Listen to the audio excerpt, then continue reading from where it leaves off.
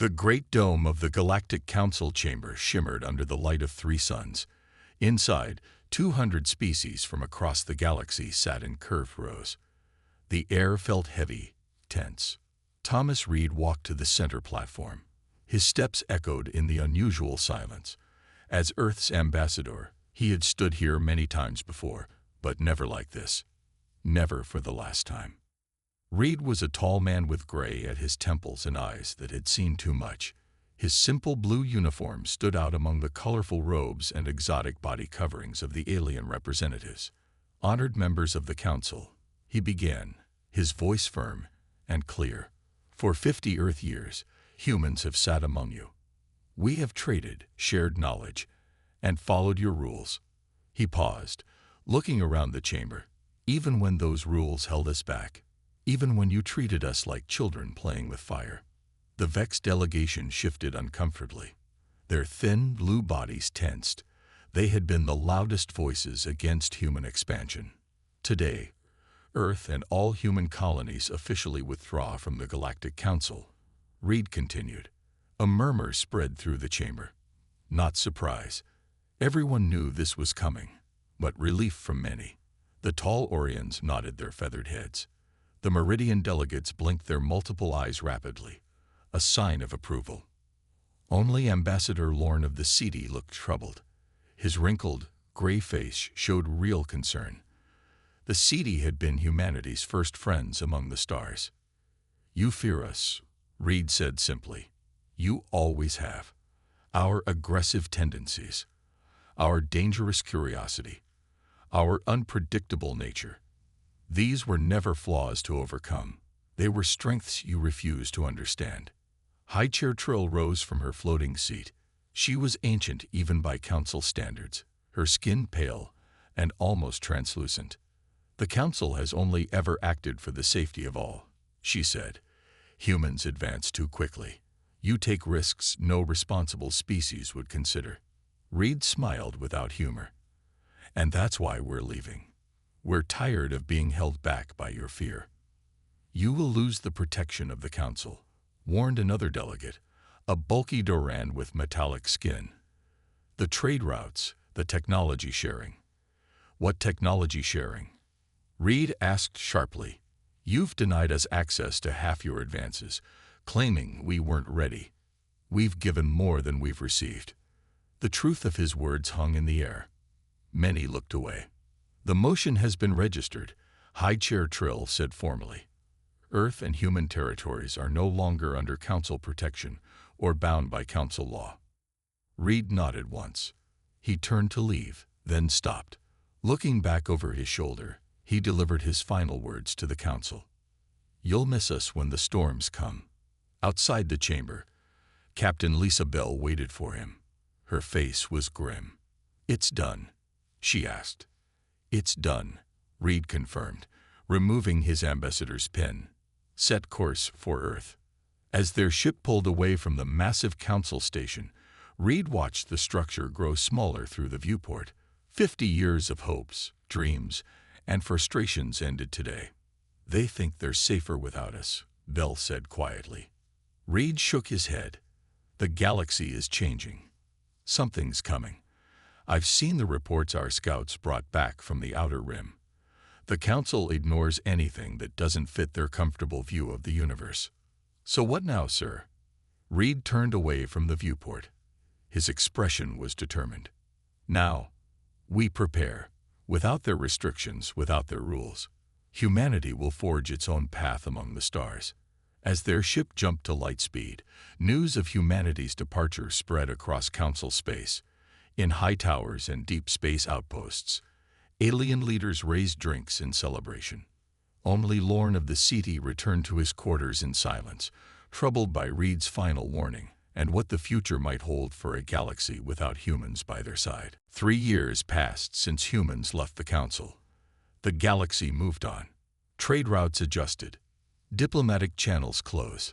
Some council members even removed Earth from their star charts, as if humans had never existed. High Mediator Trill sat in her private chamber on the council station. Reports from the outer systems filled her screen. Strange signals. Missing ships. Silent colonies. Probably nothing, she told herself. The council had existed for 10,000 years. They had seen everything. Her communication panel lit up. An emergency signal. High Mediator. The voice belonged to Captain Morrow of Border Patrol. We've made contact with something. You need to see this. The screen changed. Trill's breath caught. A massive ship hung in space. It looked like no design Trill had ever seen. All sharp angles and strange, moving parts. It was at least 20 times larger than the largest council vessel. They're broadcasting on all channels, Morrow said. The image changed again. Trill fought the urge to recoil. The creatures stood nearly 3 meters tall. Their bodies resembled giant insects with hard outer shells and multiple limbs. Their heads featured compound eyes that reflected light like dark mirrors.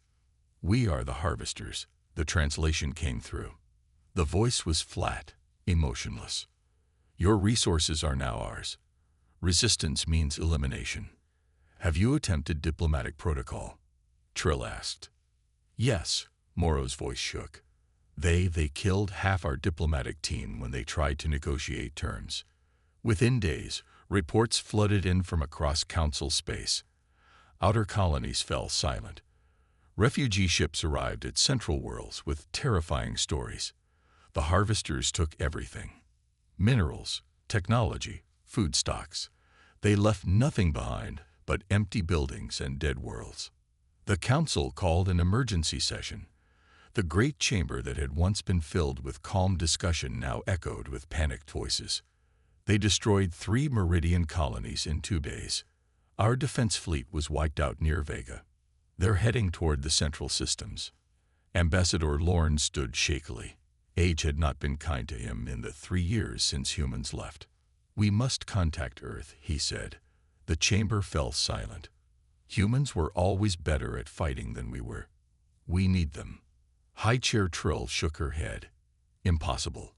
After how we treated them. After they left. They will never help us. We should at least try, Lorne insisted. The debate raged for hours while more reports of destruction came in. Finally, they voted. The motion to contact Earth failed. Pride and fear won out over desperation. Not yet. Instead, the Council gathered its combined military forces, ships that had not seen real combat in centuries. They formed a defensive line at Centauri Prime, a major hub world. The Harvester fleet arrived 2 days later. The battle lasted less than 3 hours. Council technology, advanced in so many ways, proved useless against the Harvester's weapons. Their shields couldn't withstand the strange energy blasts. Their weapons barely damaged the massive ships. Admiral Cora watched from his command vessel as his fleet was torn apart. Retreat, he ordered. Send word to all worlds. Evacuate while you can. As his ship jumped away from the massacre, Cora thought of Thomas Reed's final words to the Council 3 years ago. You'll miss us when the storms come. The storm had arrived, and humanity was nowhere to be found. Or so they thought. At the edge of what was once Council space, Captain Jane Wilson of the Human Border Patrol ship Defiant picked up the distress signals. She watched the data streams with narrow eyes. Earth had been monitoring the situation since the first reports came in. Record everything, she told her crew. Command needs to see this. As the Defiant silently observed from safe distance, Wilson made a decision that would change the course of the war. Set course to intercept that refugee ship, she ordered, pointing to a small vessel fleeing the battle. Let's see what they have to say. The refugee ship drifted, its engines dead.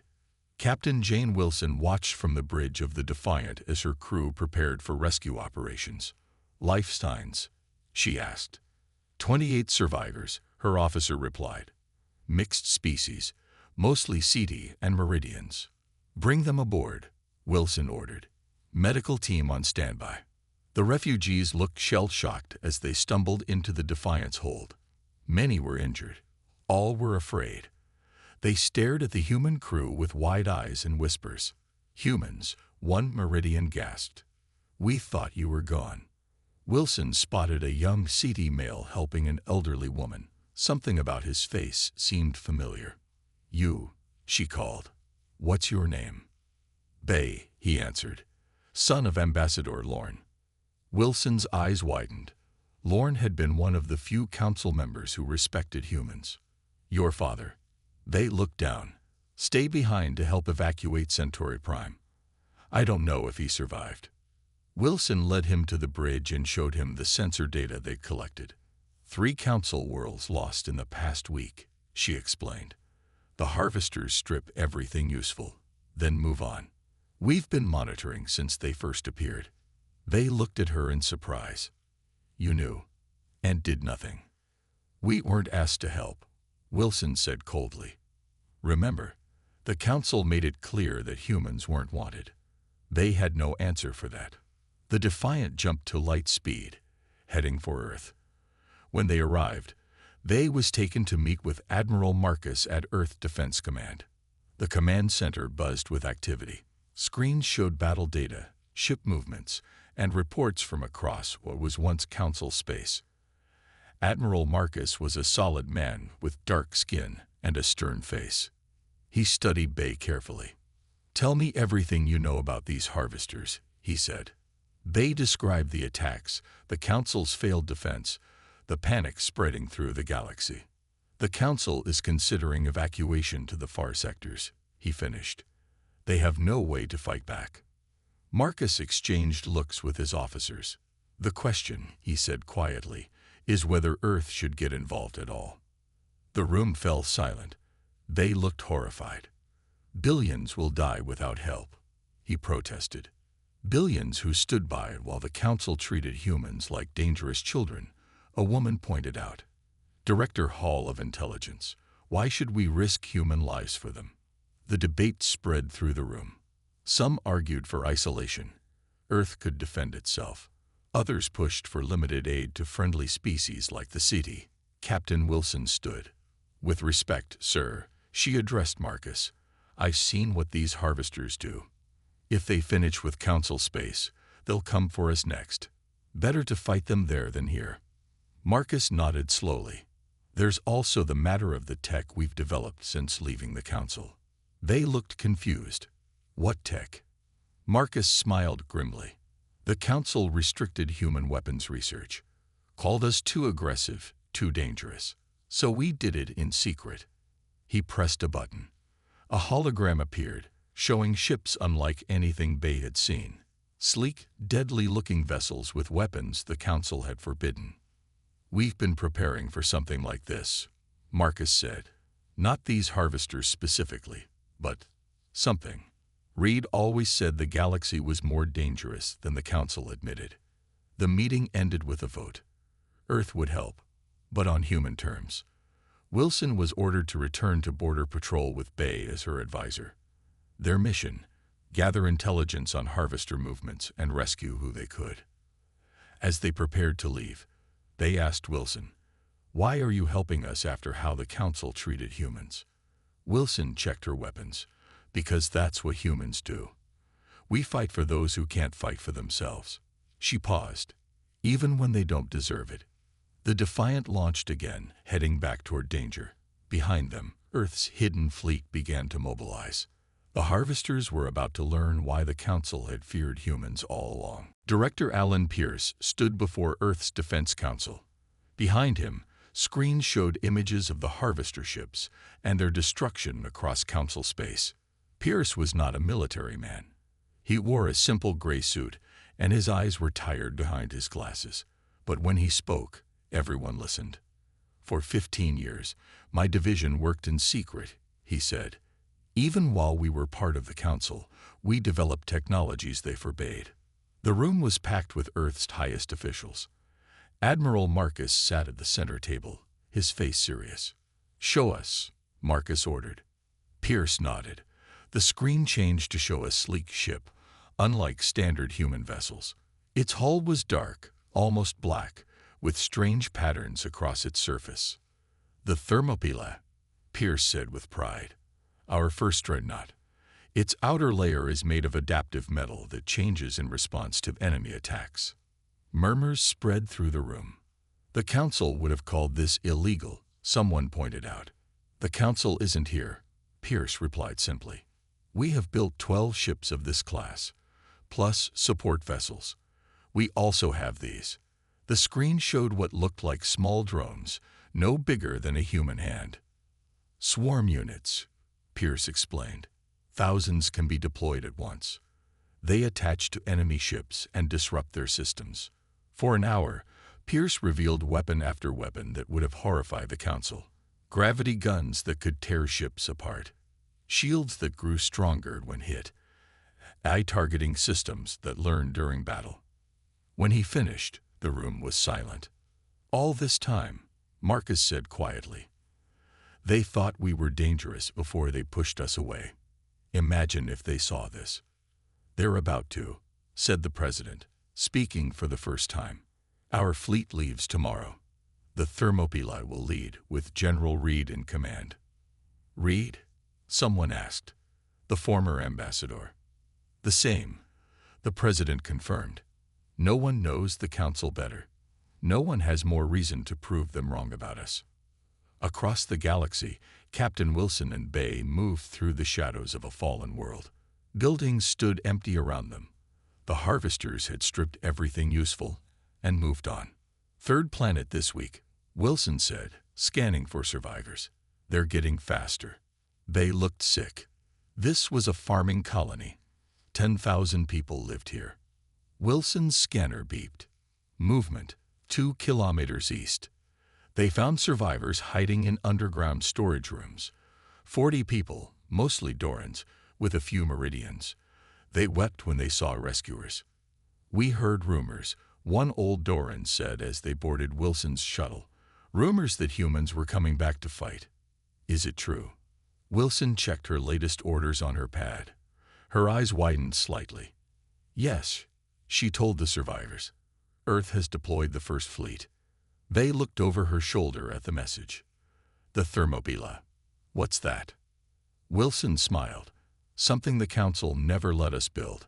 Something that might actually stop the harvesters. On the edge of Centauri space, the harvester fleet moved toward its next target. Their ships formed a perfect attack pattern, developed over countless conquests of worlds that couldn't fight back. They never saw the human fleet arrive. One moment, space was empty. The next, 12 massive ships appeared, led by the dark form of the Thermopylae. On its bridge, General Thomas Reed, once Ambassador Reed, stood calmly. Target their lead vessels, he ordered. Show them what humans can do when we're not held back. The Thermopylae's weapons powered up. Across the human fleet, crews prepared for battle. For the first time, the harvesters faced an enemy they hadn't expected. The council had feared human aggression for decades. The harvesters were about to understand why. The harvester command ship sent a simple message to the human fleet: submit or be destroyed. General Reed's reply was equally short. No. The battle began. The harvesters fired first, their energy weapons cutting through space toward the Thermopylae. Everyone watching expected the human ship to explode or move to avoid the attack. It did neither. The beams hit the Thermopylae's hull. The dark metal rippled like water, then absorbed the energy. The ship remained undamaged. Return fire, Reed ordered calmly. The Thermopylae's weapons activated. Not energy beams like the harvesters used, but something different. Distortions in space itself shot toward the enemy ships. Where they hit, metal twisted and broke apart. Gravity weapons, Reed explained to his shocked crew. They increase gravity in a small area by a factor of 10,000.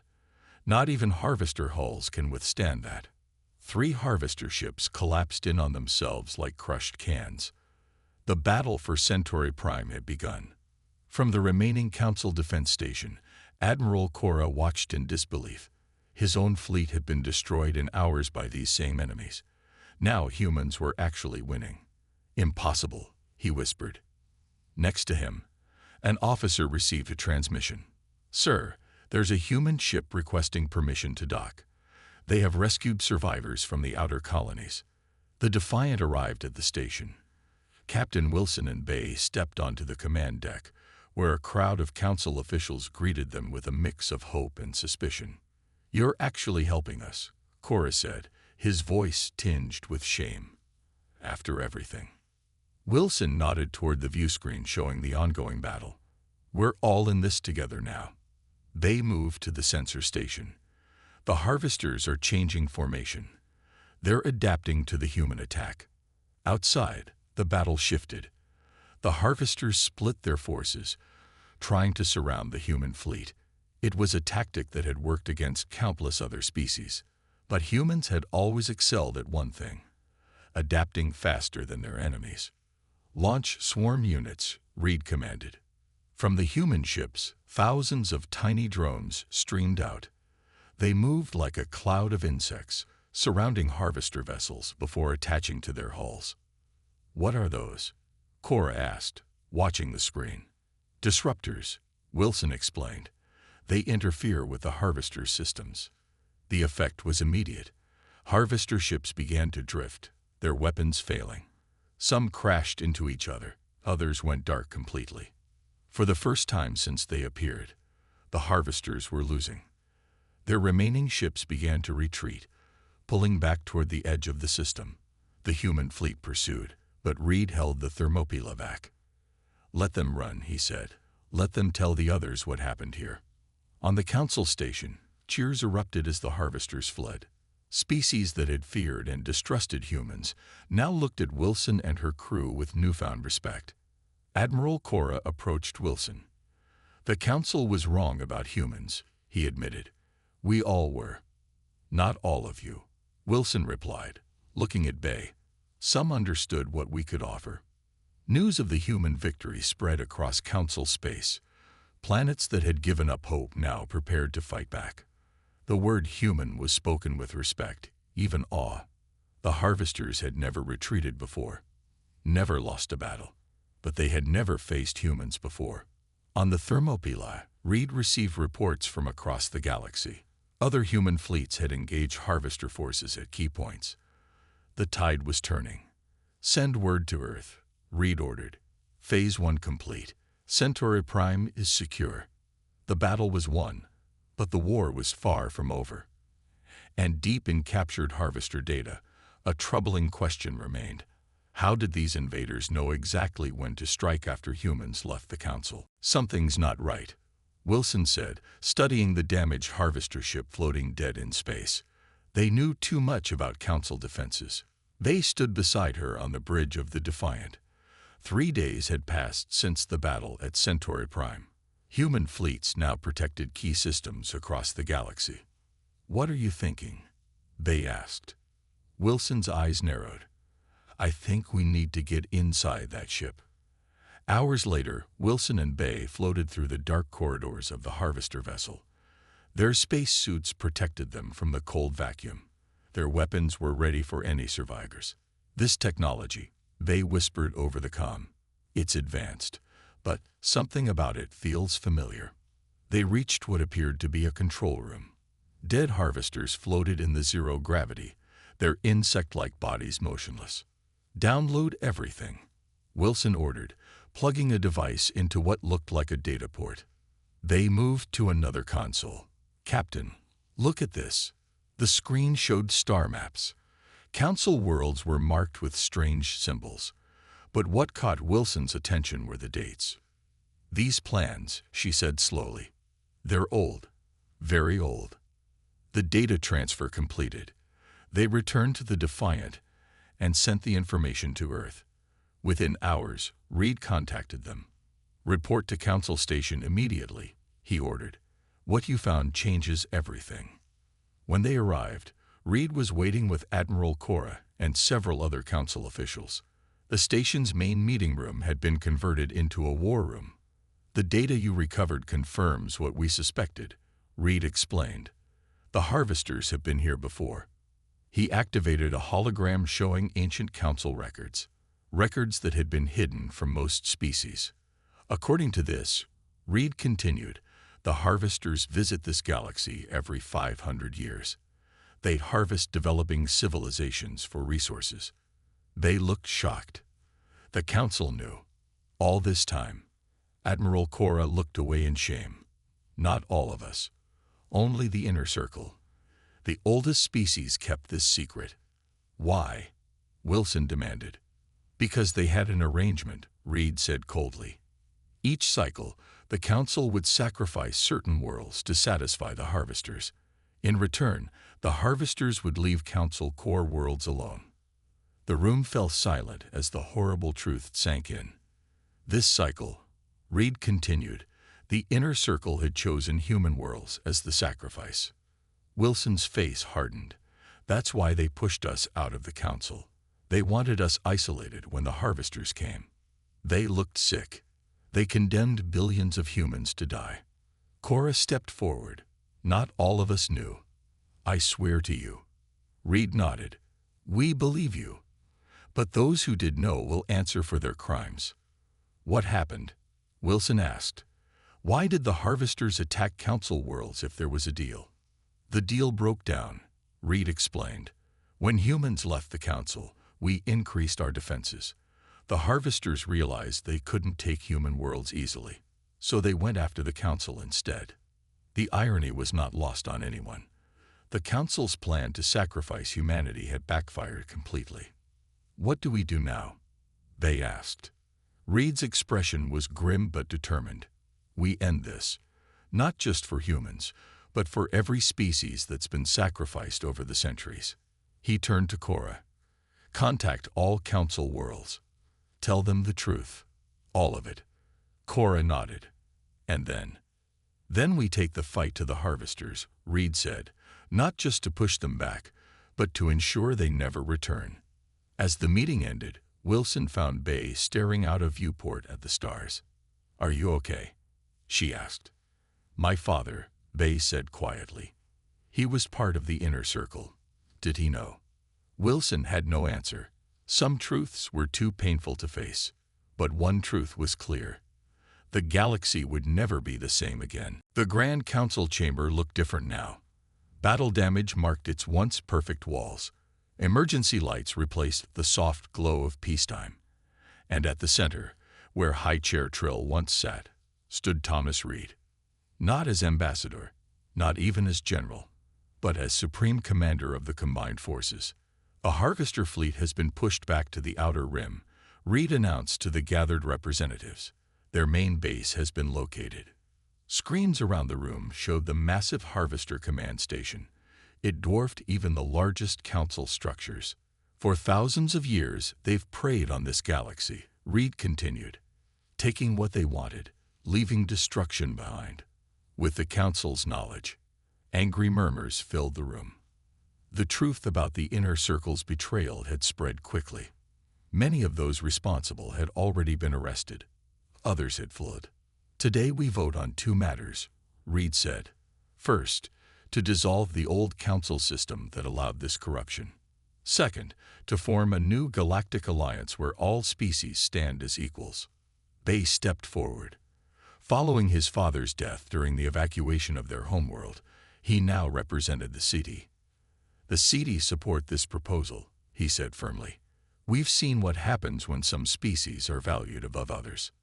One by one, representatives voted. The Meridians, the Dorans, the Vex, even the Orions who had once been so dismissive of humans, all voted for change. Admiral Cora, now leading the reformed council forces, stood. And what of the harvesters? He asked. Their base is well defended. Even with human technology, an attack would be costly. Reed nodded, which is why we don't just need ships. We need something else humans excel at, creativity. On the bridge of the Thermopylae, Captain Wilson studied the attack plans. Beside her, a team of human and alien scientists worked on a new weapon. It's ready, one scientist announced. The harvester systems are based on quantum stabilization. This disrupts that process at the source. Wilson looked at the small device. Hard to believe something so small could end this war. Size isn't everything, the scientist replied with a smile. Another lesson the council had to learn about humans. The final battle began at dawn. The combined fleet of human and council ships approached the harvester base. The Thermopylae led the charge, taking the brunt of the Harvester weapons. "Their defenses are stronger than we expected," Cora reported from his ship. "Hold position," Reed ordered. "Wilson, you're clear to proceed." The Defiant broke from the main fleet, moving fast toward the base. Wilson's small ship avoided the worst of the Harvester fire. Bay operated the sensors from beside her. "Almost in range," he reported. 30 seconds. "All ships, prepare to withdraw on my mark," Reed commanded the fleet. The Defiant reached its target point. Wilson activated the device. "Let's hope this works," she said. The effect was immediate. A wave of energy pulsed outward from the device. Harvester ships began to drift, their systems failing. The massive base went dark. "It worked," Bay exclaimed. "Their quantum field is collapsing." Wilson didn't wait. "All ships, target the base. Fire everything." The combined fleet unleashed their weapons. Without their defenses, the Harvester base couldn't withstand the attack. It broke apart in a series of explosions. 3 days later, Reed stood before the newly formed Galactic Alliance. The chamber had been repaired. Its design changed to reflect equality among all member species. "The Harvesters are defeated," he announced. "Their technology has been destroyed. They will never threaten this galaxy again." Admiral Marcus approached Reed as the meeting ended. "So what now?" he asked. "Do humans rejoin the galactic community?" Reed looked around at the representatives working together, human and alien alike. "We never left," he said. "We just needed them to understand what we could offer. Not just technology or strength, but a willingness to fight for what's right." As they watched, Bay and Wilson entered the chamber, leading a group of younger species who had never before had a voice in galactic affairs. "The future," Reed said with satisfaction, "built on cooperation, not fear." The day humans left the Council had indeed been feared, but the day they returned had become the galaxy's salvation.